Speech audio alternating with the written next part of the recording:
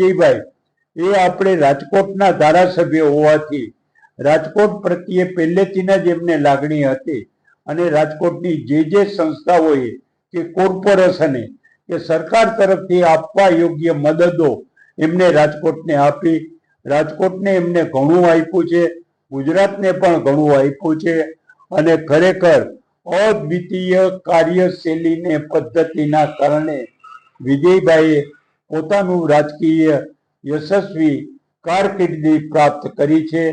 આજે જ્યારે આ દુઃખદ પ્રસંગ બન્યો ત્યારે આપણે સૌ ગુજરાતની પ્રજા અને ભારતીય જનતા પક્ષના કાર્યકર્તા વતી હું વિજયભાઈ રૂપાણીને મારી ભાવાંજલિ અને શ્રદ્ધાંજલિ હું અર્પણ કરું છું અને વિજયભાઈના જીવનમાંથી દરેક કાર્યકર્તા અને પ્રજાને પણ પ્રજાકીય કાર્ય કરવા માટે બીજાને મદદ કરવાની ભાવના દિલમાં પ્રગટ થાય એવી રીતે જીવન વ્યતીત કરે એવી એનામાંથી પ્રેરણા મળે એ જ એમને સાચી શ્રદ્ધાંજલિ હોઈ શકે।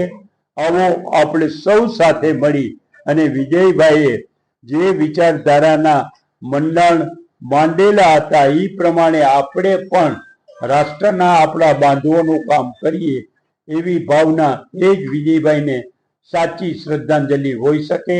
આભાર।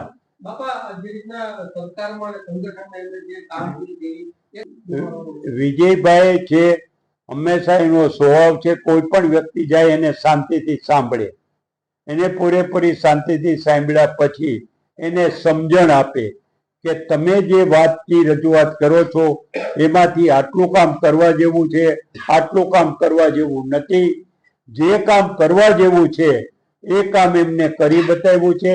એક એક કાર્યકર્તાને પણ વિજયભાઈએ સંતોષ આપ્યો છે, એક એક પ્રજાજનને પણ એને સંતોષ આપ્યો છે।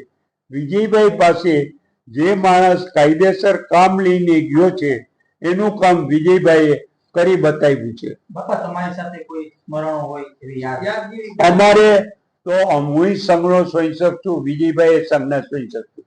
વિજયભાઈ રૂપાણીનું આખું પરિવાર RSS ના સંસ્કારથી સભર છે અને અમે તમામ RSS ના લોકો એ પછી અમિતભાઈ હોય, નરેન્દ્રભાઈ હોય, વિજયભાઈ હોય, વજુભાઈ હોય કે આપણે કથિરિયાજી હોય કે પ્રવીણભાઈ મણિયાર હોય, એ તમામ લોકોને જે જવાબદારી સોંપે એ જવાબદારી બરાબર નિભાવવાની ભાવના રાખીને કામ કરવું એ અમારા સંઘના સંસ્કાર છે અને વિજયભાઈએ જે સંઘના સંસ્કાર છે એને ઉજ્જવળ કરી બતાવ્યા છે।